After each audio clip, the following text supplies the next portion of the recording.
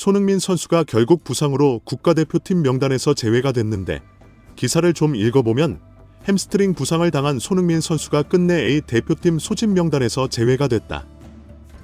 특히나 홍명보 감독이 직접 소통을 한다고 알려져 있었다 보니까 직접 소통한 결과 이번 매치 기간에는 손흥민 선수가 오는 것이 무리가 되었나 봐요. 그렇기 때문에 홍석 선수를 대체 발탁한 상황이거든요. 기사를 좀 읽어보면 홍명보 국가대표팀 감독은 햄스트링 부상인 손흥민 선수를 보호 차원에서 10월 A 매치 2연전에서 제외시키기로 결정을 했다. 그래서 대한축구협회는 손흥민이 왼쪽 허벅지 부상으로 휴식이 필요하다고 판단되어 선수 보호 차원에서 소집 제외를 최종 결정했고 손흥민 대신 홍현석을 대체 발탁한다고 이야기가 나왔습니다. 근데 여기서 보호 차원이라는 얘기가 이제 눈에 띄는데 이 보호 차원이라는 이야기를 왜 했냐면 지금 토트넘이 손흥민 선수의 부상 정도에 대해서 이야기를 할 때 어떤 이야기를 하냐면 일단 지난 새벽에 있었던 유로파 경기에서는 손흥민 선수가 동행을 하지 않았죠. 페렌츠바로시 헝가리 원정에 함께하지 않았는데 함께하지 않을 때 포스테코글루 감독이 어떤 이야기를 했냐면 손흥민 선수가 부상인데 기본적으로 손흥민 선수가 함께 팀과 훈련하고 싶어하는 상태다. 그런데 현재 문제는 손흥민 선수의 부상이 근육이 피곤해서 그런 것인지 아니면 부상인지 이것을 알아내기 위해서 기다리고 있다라고 이야기가 나왔어요. 그러니까 이게 기본적으로는 손흥민 선수의 부상의 정도가 엄청나게 심한 것 같진 않거든요. 너무 많은 경기를 출전하다 보니까 근육에 대한 필요함이 있는 건지 아니면 정말 햄스트링 부상인 건지.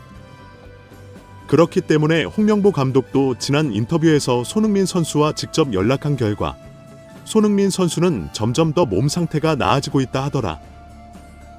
그래서 일단은 명단에 포함을 시켰다. 그리고 추후 경과를 지켜보다가 안 될 것 같으면 빼고 대체 선수를 발탁하겠다 이런 이야기였죠. 근데 결국에는 손흥민 선수가 상태가 엄청 심각한 건 아니겠지만 A 매치를 소화하기에는 무리가 있는 상태. 그러다 보니까 아무래도 이거는 축구협회와 손흥민 선수 그리고 토트넘 구단이 아마 계속 얘기를 하면서 이번에는 쉬어가자라는 결론이 나온 것 같습니다. 그리고 일단 손흥민 선수가 지금 정도는 쉬어줘야 되는 타이밍인 게 왜 그러냐면 이번 시즌 손흥민 선수의 출전 시간이 좀 과도하게 많다는 것도 있어요. 이번 시즌 손흥민 선수의 출전 시간을 보면 1라운드부터 레스터 시티전 90분을 뛰었습니다. 그리고 이제 마지막 추가 시간에 교체가 됐었고요. 그리고 3일 뒤에 있었던 에버튼전 풀타임, 그리고 일주일 뒤에 있었던 뉴캐슬전 풀타임을 뛰었어요. 여기서부터 이제 빡세지는데 뉴캐슬전 풀타임을 뛰고 한국으로 와서 팔레스타인전 풀타임을 뛰었습니다. 아시아로 넘어온 다음에 3일 만에 경기를 뛰었으니까 당연히 여기서부터 체력 관리가 좀 안 됐죠. 그 다음에 5일 뒤에 다시금 중동으로 넘어가서 오만 원전 풀타임을 뛰었어요. 그런데 팔레스타인전과 오만전도 우리의 경기력이 별로 안 좋다 보니까 사실 득점이 좀 많이 나왔으면 손흥민 선수가 중간에 나오거나 일단 경기에 에너지를 덜 쓰면서 관리를 하면서 뛸 수가 있었는데 팔레스타인전도 일단 안 좋았고 오만전도 우리가 승리할 때 후반전에 정말 손흥민의 차력쇼에 의한 득점이 나오면서 오만을 이겼잖아요. 그러다 보니까 손흥민 선수가 에너지를 100% 쏟아내야 했던 그런 두 경기가 있었습니다. 그런데 이 경기를 치르고 바로 5일 뒤에 런던으로 돌아와서 아스널전 풀타임을 뛰어요.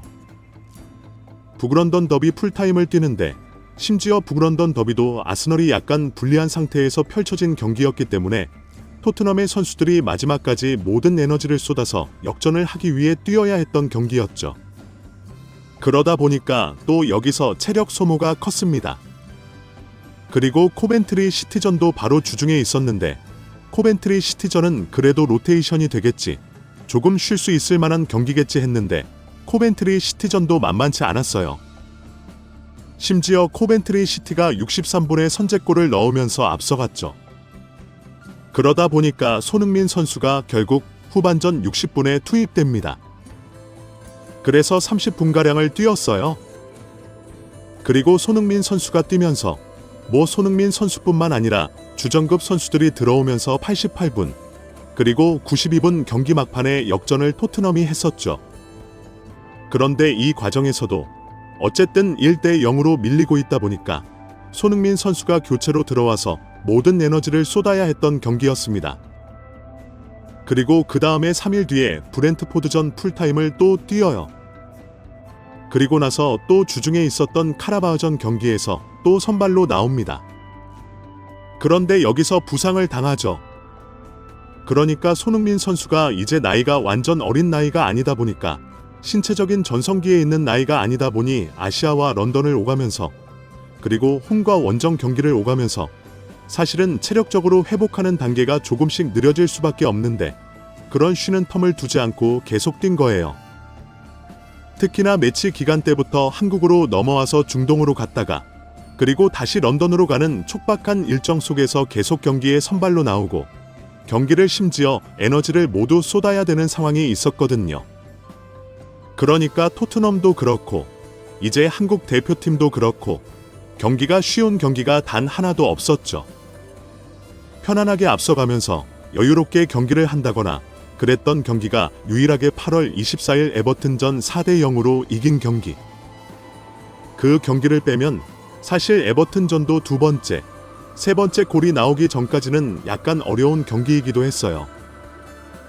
그러다 보니까 사실상 에버튼 정도 경기를 빼면 모든 경기가 한국도 그렇고 토트넘도 그렇고 손흥민이 일단 필요했고 손흥민 선수도 설렁설렁 뛸 수 없는 상황이었죠. 팀이 이겨야 하니까. 그래서 손흥민 선수가 지금 약간 근육에 무리가 간 것으로 보이는데 일단은 계속 보호 차원이라고 하는 것은 손흥민 선수가 그렇게 큰 부상은 아닐 것이다. 다만 이게 손흥민 선수가 이번에도 부상에서 복구하자마자 다시 A매치에 소집돼서 경기를 뛰게 되면 이러면 손흥민 선수가 정말 여기서 더 큰 부상으로 발전할 수 있는 가능성이 있기 때문에 그래서 아마 손흥민 선수를 이번에는 차출하지 않기로 결정을 하지 않았나. 어쨌든 이 결정은 손흥민 선수를 우리가 좀 아껴서 써야 하기 때문에 당연히 해야 하는 결정이 아니었을까라는 생각이 들고요. 그리고 손흥민 선수가 이번 주말에 나올 수 있을지 여부도 아마 못 나오는 것에 더 가까울 것 같아요. 왜냐하면 손흥민 선수가 아예 A매치에 소집이 안 된다는 건 지금 경기에 뛸 수 있을 만한 피지컬 컨디션이 아니라는 거니까. 나온다 하더라도 정말 경기 마지막 즈음에 완벽하지 않은 컨디션에 나오거나 뭐 그런 형태가 되지 않을까라는 생각이 들고요. 일단 손흥민 선수가 우리 대표팀에서 빠져버리면 자리를 누가 채울 것이냐, 이게 또 걱정이죠. 근데 우리가 일단 이선 자원의 선수는 많아요. 선발 라인업을 구성해보면 주민규, 이강인, 이재성, 손흥민, 그리고 이재성 자리에 황희찬 선수가 나올 수도 있겠죠. 명단을 보면 이선 자원의 배준호, 엄지성, 손흥민, 이동경, 이강인, 이재성, 황희찬, 이선 자원이 일단은 매우 풍부하게 구성이 되어 있는 상태인데 여기서 손흥민 선수를 누가 대신할 것이냐, 이것을 좀 생각해 봤을 때 손흥민 선수가 뛰는 위치가 왼쪽이다 보니까 왼쪽에서 뛸 수 있는 선수가 기본적으로는 황희찬 선수가 있죠. 그러니까 황희찬 선수는 벤투 감독 시절부터 황희찬 선수와 손흥민 선수의 자리가 좀 겹쳤어요. 이 두 선수가 선호하는 동선과 선호하는 위치가 거의 동일하거나 가운데로 들어오는 저돌적으로 침투하는 이러한 플레이 스타일이잖아요. 그래서 이 두 선수가 겹치다 보니까 벤투 감독도 황희찬을 오른쪽으로 배치해보기도 했는데 황희찬이 왼쪽에 두는 것에 비해 오른쪽에 뒀을 때 좀 안 좋으니까 손흥민을 오른쪽에 두고 황희찬을 왼쪽에 두는 선택도 해봤어요. 그런데 이렇게 두니까 손흥민 선수가 오른쪽에서 황희찬 선수보다는 퍼포먼스 차이가 덜 나긴 하지만 월드 클래스인 손흥민을 오른쪽에 배치하는 게 그렇게 좋은 선택은 아니었죠. 그러다 보니까 결국에는 손흥민을 가운데 배치시켜서 조규성과 투톱을 만들고 왼쪽에 황희찬을 기용하는 방식을 구상했었죠. 이제 그렇기 때문에 황희찬과 손흥민은 일단 겹칠 때가 많습니다. 그래서 지난 오만전도 황희찬 선수가 가운데 나와서 투톱을 이루고 손흥민 선수는 왼쪽에 나왔었죠. 그런데 손흥민 선수가 부상으로 빠지게 된다면 바로 1번 대체자는 황희찬 선수가 될 가능성이 높아요. 그래서 황희찬 선수가 가운데 나오는 것도 일단 생각해 볼 수 있겠고, 여기에 더해서 지난 경기에서 황희찬 선수가 가운데 배치됐을 때 어쨌든 괜찮았거든요. 황희찬 선수를 가운데 두는 전략이 홍명보 감독이 나름 좋게 평가했을 수도 있을 것 같아요. 그리고 어차피 좌우 풀백이 높게 올라오고 측면에 있는 선수들이 가운데로 들어가기 때문에 이렇게 되면 어차피 가운데 4명의 공격수가 모이게 되거든요. 이게 나볼피아나 형태 같은 그런 형태잖아요.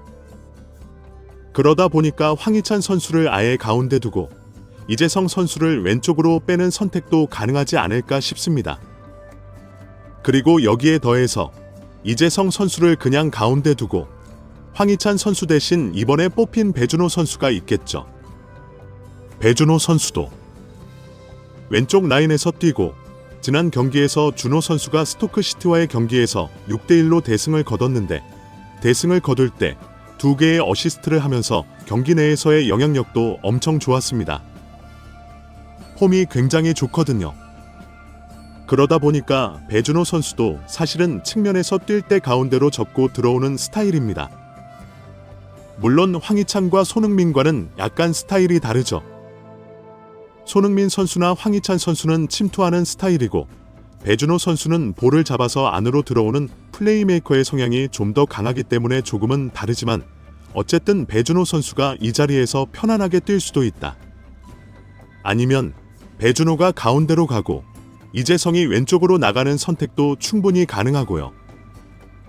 또 다른 선택지는 이강인을 가운데 두는 거예요. 이강인을 가운데 두고 이재성을 왼쪽으로 빼고 오른쪽 자리에 이번에 손흥민 선수 대신 뽑힌 홍현석 선수를 두는 것도 있겠죠. 아니면 이강인이 오른쪽으로 가고 홍현석이 가운데로 가는 것도 가능하고요. 그리고 엄지성 선수도 충분히 어디서든 뛸 수 있으니까 엄지성 선수가 나온다면 손흥민 자리에 엄지성이 나올 수도 있고요. 아니면 엄지성 선수가 반대편으로 가고 이재성이 왼쪽, 이강인이 가운데, 이런 선택지도 가능하고요. 이동경 선수가 나와서 이동경 선수가 가운데 뛰면서 이강인이 오른쪽, 이재성이 왼쪽, 이런 여러 가지 조합도 가능합니다.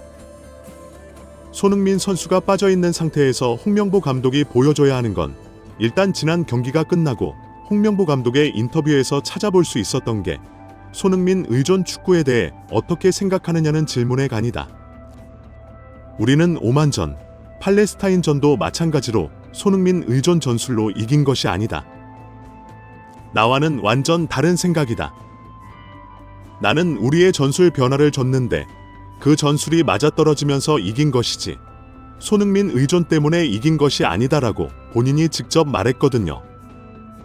그렇기 때문에 손흥민이라는 에이스 없이도 요르단과 이라크를 상대로 승리를 가져올 수 있는 모습, 그냥 승리를 가져오는 게 아니라 좋은 경기력으로 승리를 가져올 수 있는 모습을 홍명보 감독이 분명히 보여줘야 합니다. 그리고 홍명보 감독이 지금 상황 자체가 너무 안 좋다 보니까 본인의 능력을 최대한 발휘하지 않으면 엄청난 비판을 받을 수밖에 없는 상황에 직면해 있습니다. 이건 홍명보 감독이 만든 것도 아니고 본인과 축구협회가 스스로 벽을 엄청 높여놨어요. 엄청나게 엄격한 기준을 통과하지 않으면 홍명보 감독이 감독직을 인정받지 못하는 상황이죠.